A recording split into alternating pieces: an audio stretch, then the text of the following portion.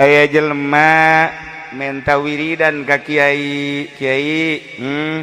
kula menta wiridan naon tuh wiridan paranti sugih wiridan paranti sugih siapa lamun sugih ya sana moal kuat mawa sugih dasar wali numerena wali dibere wiridanana paranti datang ke Allah ya bae wiridkeun naon wiridana innama amruhu idza arada syai'an ay yaqula lahu kun fayakun fasubhanalladzi biyadihi malakutu kulli syai'in wa ilaihi turja'un wiridnya ieu nya engke sugih-sugih engke bakalna sabaraha kiai sapetingna 1000 Mbah Ahmad 1000 sabare baca 1000 dibaca kunyana 1000 Bismillahirrahmanirrahim subhanalladzi biyadihi malakutu innama amruhu idza arada syai'an yaqula lahu kun fayakun subhanalladzi biyadihi malakutu kulli syai'in wa ilaihi turja'un terus we dibaca kunyana saeuting 1000 salila 113 poe mun dibikeun ka urang dieu olab asana moal kuat urang dieu Bismillahirrahmanirrahim innama amruhu idza arada syai'an yaqula lahu kun fayakun subhanalladzi biyadihi malakutu kulli syai'in wa ilaihi turja'un barang geus meunang 113 poe lada lain deui hate begitu rada lain deui teu hayang kana dunya nu tadina hayang sugih jadi teu hayang kana dunya teu hayang teh teu hayang sama sekali bebeja deui ka kiaina kiai kula kuari mah teu hayang ge sebenarnya mah kana dunya ngan kula hayang ka hiji awewe kula bogoh jasa ka awewe lamun kula teu kawin jeung eta asana kula mah hancur ye hirup eueuh deui harepan teh ewal teh eta oh jadi sia bogoh jasa ye wiridkeun nya naon innama amruhu idza arada syai'an yaqula lahu kun fayakun subhanalladzi biyadihi malakutu kulli syai'in wa ilaihi turja'un eta keneh eta deui eueuh emang wiridana ngau loba omong sia mah dua wiridan si kos kitu ayo geus tujukeun ku sia tujukeun bismillahirrahmanirrahim amruhu idza arada syai'an yaqula lahu subhanalladzi biyadihi kulli syai'in tak geus tanyana 1000 sapeting eta mah pelet mah teu kudu 113 poe ngan 7 peuting doa dak dumadak nyana teh hampang awak begitu hampang awak teh peureum bisa hiber ieu mah hiber aing anu nembak moal cenah ieu hiber pluk datang ke Mekah datang ke Mekah wiridan ieu masyaallah terus tawaf keur tawaf awewe teh awewe anu kunyana dipake ka hayang aya keur tawaf deui iya oranganan tumpuan hatiku ada di sini cekeun jangan langsung tawaf beres tawaf teh beres tawaf ngobrol neng ayeuna neng ieu bisa ka dieu kumaha bisa ka dieu kula mah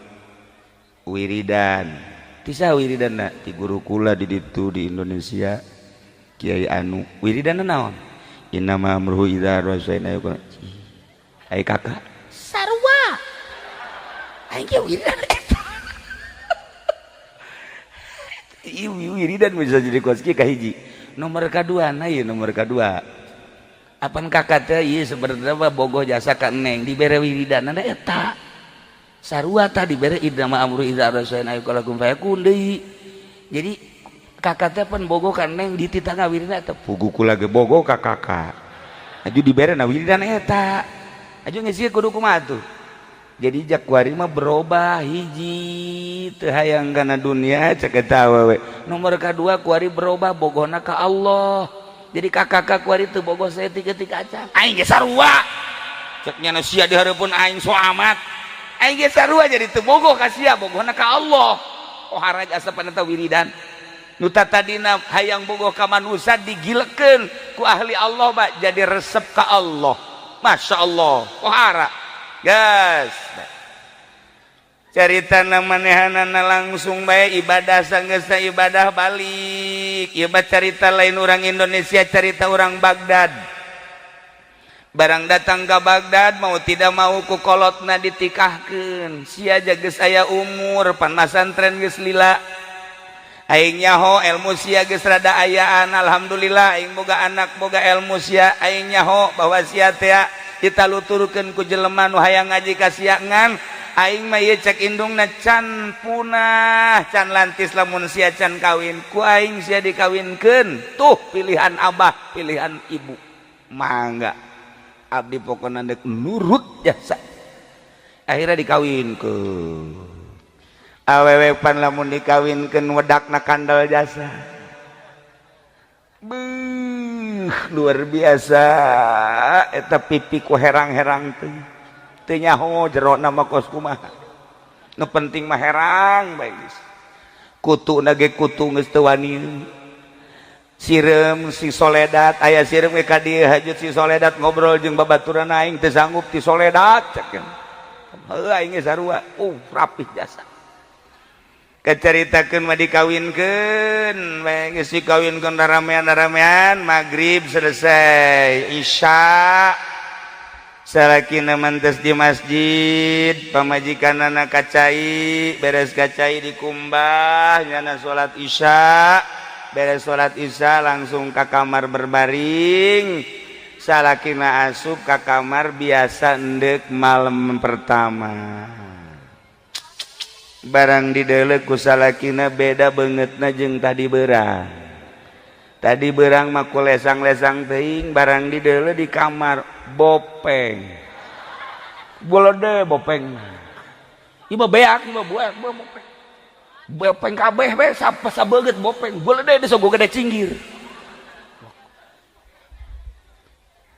Cek nyana teh salah teh si dedegan aing ye. Ja tadi mah ku geulis teh ya. Ieu mah bopeng. Langsung pamajikanana Noel ka salakina. Salakina biasa Noel. Biasa bae. Cak salakina teneng hampurannya. Kunaon? Ka kamar rada kurang deuleu. Jadi teu pati ka deuleu nanaon ge remeng-remeng hampurannya. Bungaheun jasa tah pamajikanana. Berarti aing bopeng teu ka deuleu ye. Bungaheun jasa. Alhamdulillah cek majikanana. Beuki pede we nya di hareupeun salaki tadi teh berada ditutup-tutup barang ngadenge salaki kurang deuleu atuh diemrak-emrak. Teu kadeuleuan ieu. Isuk biasa ngobrol, isukna biasa ngobrol. Terus ngobrol deui. Kak, ai kakak kurang deuleu teh emang tikeur ieu apa kakara kuari-kuari? Ngadadak cek nyana. Ieu mah teu. Ngadadak aju kieu kakak ieu. Masyaallah jeung nya teh geus kieu meureun ti Gustina. Atulah ka geus nemah bae. Sebulan, 2 bulan, setahun tapi nyana dirahasiakeun bae ari maca Quran mah, maca kitab jangan teu buta ieu. Tapi ka pamajikan mah asal deukeut, bae ka pamajikan bubutaan malah leumpang ge mentara dari tungtun ka pamajikan. Mentara dari tungtun. Mitohana ge mitohana ngomong eta salaki sia emang sebenarnya rada kurang deuleutan. Heueuh bah nyana rada kurang deuleu tikeur ieu apa anyar pas kawin be bah kurang deuleu teu ka deuleu atuh sia bopeng sia teu ka deuleu can nyorang neuleu ka kula ge encan nyorang nyana ngomong-ngomong teu beungeut bopeng berarti teu ka deuleu bah ieu salamet ieu anak abah cek nyana salamet geus bae terus datang ke boga anak 1, 2, 3, 4, 5 loba anakan tapi tetep bopeng tinggal bopeng tetep anakan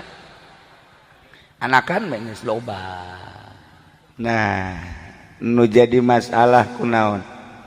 ieu lalaki diangkat ku Gusti Allah nu tatadina sakadar ahli ibadah naik jadi pangkat sholihin. Begitu terus manehanana nutupan ka pamajikanana diangkat deui jadi wali Allah. Ulah sambarangan eta teh ngabungakeun pamajikan lain kudu ku duit.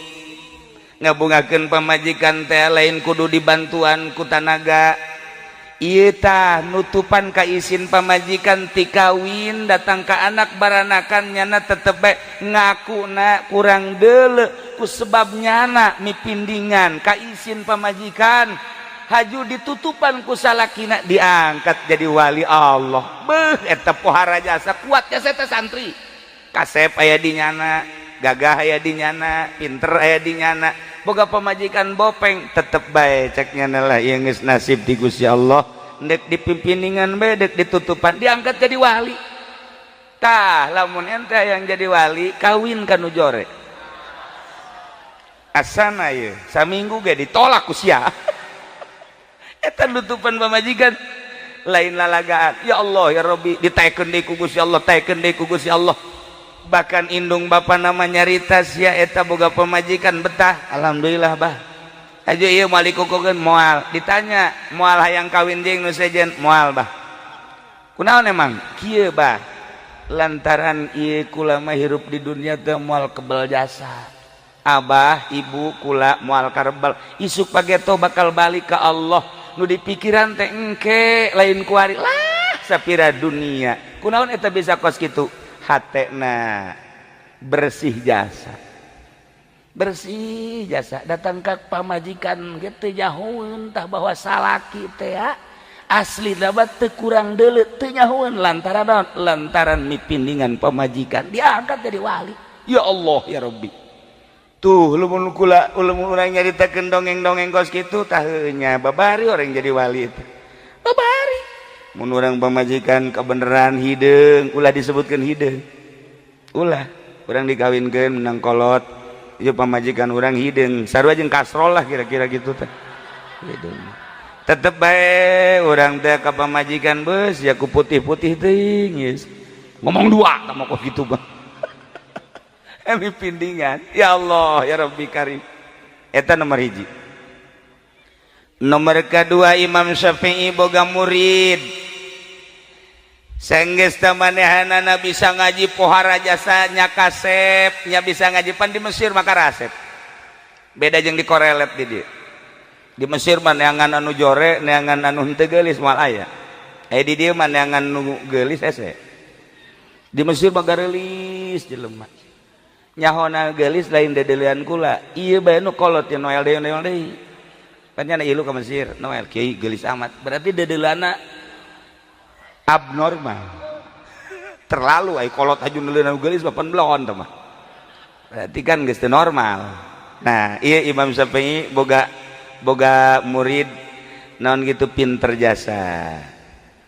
ai prak dikawinkeun ku indung bapana jore jasa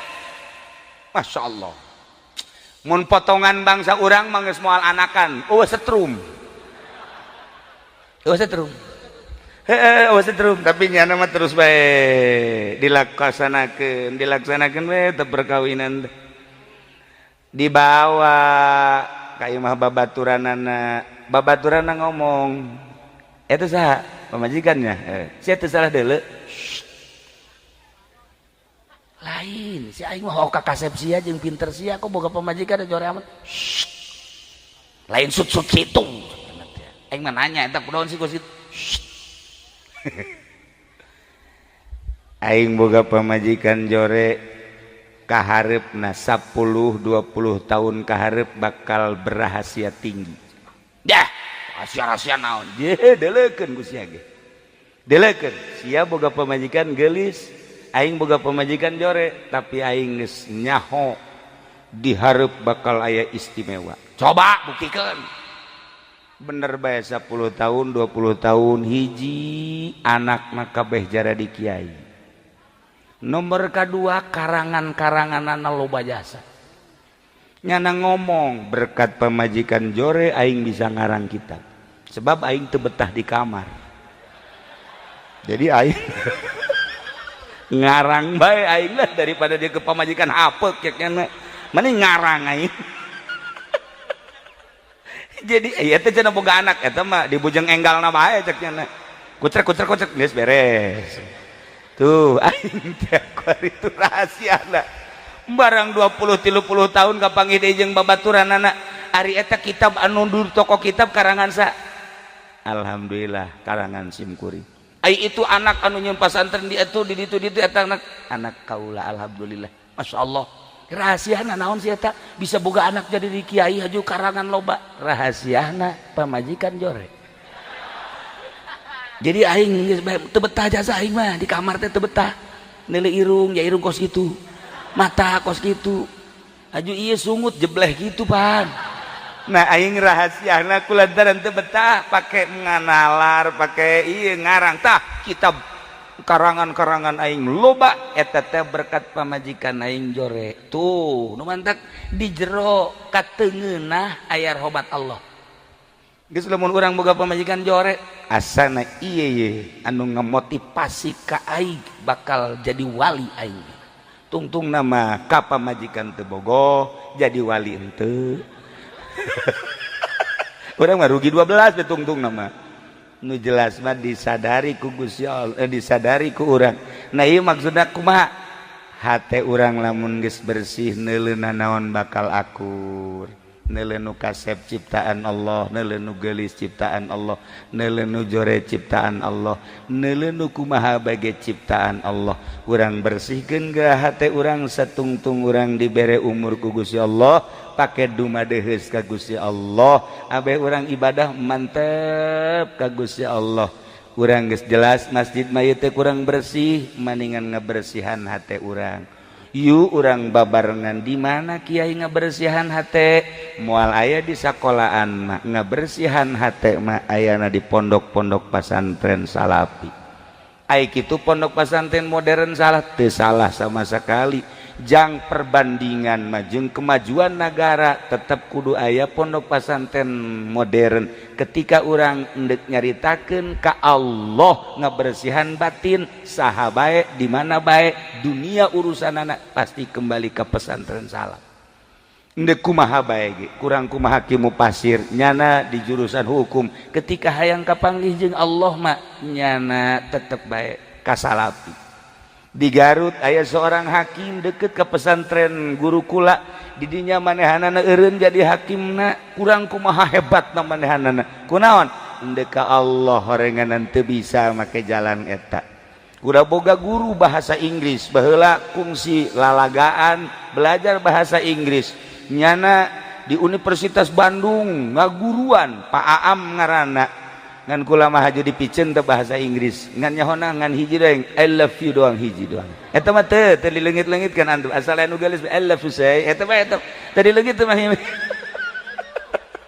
nah eta kumaha ketika nyana asup ka pondok pasantren nyaritakeun tentang ibadah kunyana ditinggalkeun profesinyana sebagai guru bahasa Inggris di Universitas Bandung nyana eureun kabeh ge kembalina tetep ka pesantren salaf teu jore pesantren modern jang perbandingan jeung kemajuan ketika endek ka Allah tetep ka pesantren salaf babarengan yu urang masing-masing ngabersihan batin jang menuju ka alam akhirat sebab di henteu teh ge urang bakal kapanggih jeung Gusti Allah Subhanahu wa taala bakal ditanya sabaraha taun hirup dipake naon ta umur dibere harta digunakeun naon tah harta dibere gagah pake naon tah gagah dan lain-lain sebagainya bakal ditanya mun urang geus bersih hate sakumaha tadi kawin jeung nu jore ge betah bae kawin jeung nu teu bogoh ge betah bae malah diangkat ku Allah pangkat urang ngan aing ngahaja-hajana ngan nu jore mah tetep ulah eta mah geus kitu beti Gusti Allah na mun urang dikawinkeun kabeneran teu bogoh teruskeun kula boga dongeng hiji deui aya santri abah kawinlah jeung hiji awewe nang kolot teu bogoh barang geus teu bogoh cak abah teh teruskeun bae eta mah mustika ti kolot akhirna diteruskeun santri loba kabelah dieuna nyana teh teu bogoh jasa abah pan geus eueuh lah cek nyana ja guru geus eueuh ieu lah aing dikawin deui lah cek nya neangan deui nu herang aing nu bogoh ya aing teu bogoh masalahna teu bogoh padahal mah anakan terus aing nangan nu bogoh lah nangan nu bogoh aya kapanggih babari atuh jajaman kuari ieu pamajikan nu itu na ditolak acak-acakan rumah tangga pikirannya na aing bisa nyieun pondok pasantren babari lah ai jeung nu bogoh mangeunaheun kawinlah jeung nu bogoh ternyata teu bisa dibawa ngaji acak-acakan datang ka kuari santri eueuh ngaji nu nuturkeun eueuh pamajikan itu geus maot kuari teh rahasiaan tanya anu mentak ulah naon kitu ngaranna bangga ku kasep ulah bangga ku geulis lantaran eta mah sakadar sifat urang boga pamajikan geulis tapi teu bisa dia pake diajak ibadah nyeri hate makan hati kuari mah maningan boga pamajikan urang Lampung galak geulis galak atawa urang Brebes hideung ngan bager maning mana coba maning mana ayo tuh sekali deh Lampung nya putih nya geulis tapi galak ai urang Brebes nya hideung nya beke tapi bager maning mana ayo tuh bisa nggak jawab sih aja esek aja kuku bage itulah para jamaah kaum muslimin wal muslimat rahimakumullah dina malam ieu pengajian nomor kahiji tasyakur bahwa masjid ieu geus rampung sakieu ayana istilah di zaman Pak Harto mah ieu gunting pita atawa walimatul waqiroh alhamdulillahirabbil alamin pencet knopna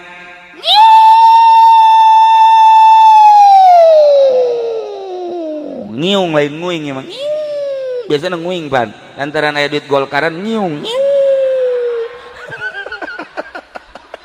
selesai guntingna geus teu kudu make gunting ya guntingna geus saper gunting besi atuh kudu make arit ge cukup ya mah geus ai ban Pak Harto mah make gunting guntingna gunting emas beres acara guntingna dibikeun ka Pak Harto kan mantep ai kuari mah make guntingnya jadi dibikeun ka kula jangan naon gunting kos kitu ieu teu kudu geus alhamdulillah nomor kedua ingat bahwa Kangjeng Nabi diisrokeun minal Masjidil Haram ilal Masjidil Aqsa yakni masjid berarti masjid perlambang secara zahirna bentuk masjid horenganan secara batinna jang menuju wusul ilallah gitulah para jamaah kaum muslimin wal muslimat rahimakumullah tina urayan simkuring ti awal tepikeun ka akhir ieu eueuh deui iwati ngajak ieu urang dumadeheus ka Gusti Allah dengan ngebersihan batin kumaha bae carana memeh urang dibere kesempatan ku Gusti Allah Subhanahu wa taala hampura kula hampura ka para kiai ka para ustad kula geus teu kudu dipenta deui kitu keneh ka para pejabat ya para pejabat geus sarua bae ngabutuhkeun ridho Allah di ridho Allah ayana dina kebersihan batin jelema anu ngabogaan rencana-rencana dek jadi DPR, dek jadi bupati, dek jadi kepala desa nu penting rencana bener-bener ikhlas dek galuhurkeun agama Allah Subhanahu wa taala sakitu bae pihatur ti simkuring hapunten tina samudaya kalepatan sareng kakiranganana urang ngadoa Allahumma sholli wa sallim ala sayyidina Muhammadin fil awwalin wal akhirin wa barik wa sallim wa radhiyallahu taala an sadatina ashabi sayyidina Rasulillah ajma'in amin ya Allah ya rabbal alamin Allahumma arham ummat sayyidina Muhammad Allahumma ajbur ummat sayyidina Muhammad Allahumma aslih ummat sayyidina Muhammad Allahumma farrijan ummati sayyidina Muhammadin sallallahu alaihi wasallam Allahumma anfa'na bima 'allamtana wa 'allimna ma yanfa'una wa zidna ilman wa yaqinan wa zidna ilman wa yaqinan wa zidna ilman wa yaqinan walhamdulillahi ala kulli hal wa na'udzu billahi min kulli hali ahli nar rabbana taqabbal minna innaka antas samiul alim wa tub alaina innaka antat tawwabur rahim wa shalli wa sallim ala jami'il anbiya'i wal mursalin walhamdulillahi rabbil alamin wallahul muwaffiq ila aqwamit thariq wassalamu alaikum warahmatullahi wabarakatuh.